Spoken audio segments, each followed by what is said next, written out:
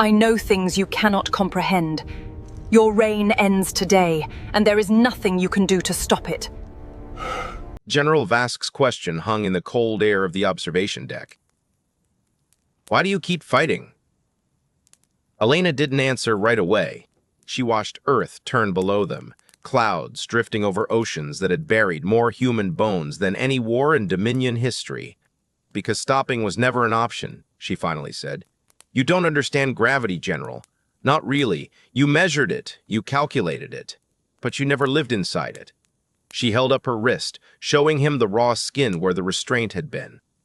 Every human baby is born already fighting. Their first breath is a fight against a planet trying to pull them down before they even learn to stand. We don't get a childhood without struggle. We get 18 years of falling down and getting back up, over and over, until getting back up isn't a choice anymore, it's just who we are. Vask lowered his weapon fully now. That's not strength, he said quietly. That's suffering. Same thing, where I come from. Below them, the sounds of fighting were fading, not because the humans had lost, because the Krythan soldiers had stopped shooting. Orn appeared at the observation deck entrance, breathless, her silver eyes wide with something between terror and wonder. "Commander," she said, "you need to see this." She pulled up a live feed from the lower decks. Krythan soldiers stood frozen in the corridors, weapons lowered, watching as freed human prisoners walked past them without a single shot fired. "They're not attacking anymore," Orn said. "They're just leaving, walking to the shuttle bays. Nobody's stopping them."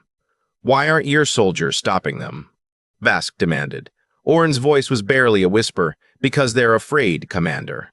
For the first time in the history of the Dominion, our soldiers are afraid of the people they came to conquer."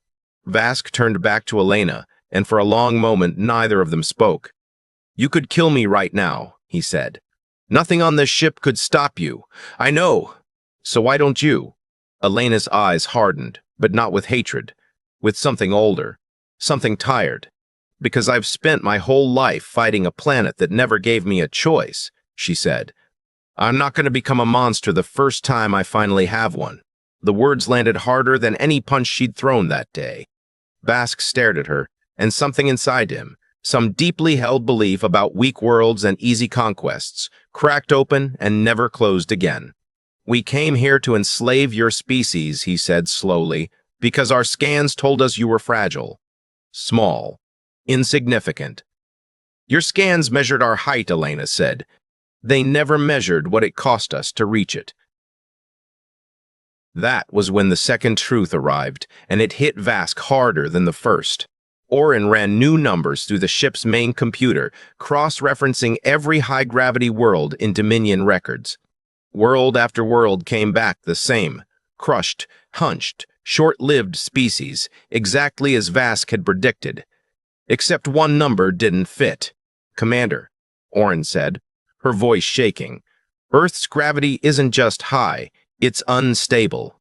It fluctuates by nearly 11% across tidal cycles most planets never experience.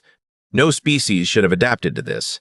The variation alone should have prevented complex life from evolving past simple organisms." "But it didn't," Vask said. "No," Orin said, "because Earth didn't just create a species that survived gravity, it created a species built to survive change itself. Every storm, every quake, every crushing tide taught them the same lesson from birth. The ground beneath you will never stay still, so you'd better learn to stand anyway." Vask looked at Elena with new eyes. "You're not the strongest species because your planet is the harshest," he said. "You're the strongest because your planet never let you get comfortable." Elena almost smiled. "Now you're catching on, General." The fleet withdrawal order came within the hour. Vask stood on the bridge, watching his ships pull back from Earth's orbit, watching 300 years of Dominion conquest doctrine collapse under the weight of a single blue planet's stubborn gravity. Elena stood beside him, no longer chained, still bruised, still exhausted, watching her world grow smaller through the viewport as the shuttle carrying the freed prisoners pulled away toward the surface. "What will you tell your empire?" she asked. Vask thought for a long moment. The truth, he said, that we found a species we assumed was weak, and it nearly cost us everything to learn otherwise. They won't believe you. Then I'll bring them here, Vask said, and I'll let your planet explain it. It's had 4 billion years of practice. Elena finally allowed herself something close to a real smile. There's one more thing you should know, General, she said, before you go. What's that? We didn't win today because we're stronger than you, she said.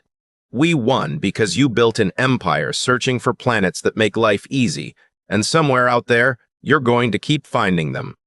Soft worlds, gentle gravity, species that break the first time someone pushes back. She looked at him with something almost like pity. But someday, you're going to land on another world like mine, and you won't get a warning next time. Vask said nothing. There was nothing left to say.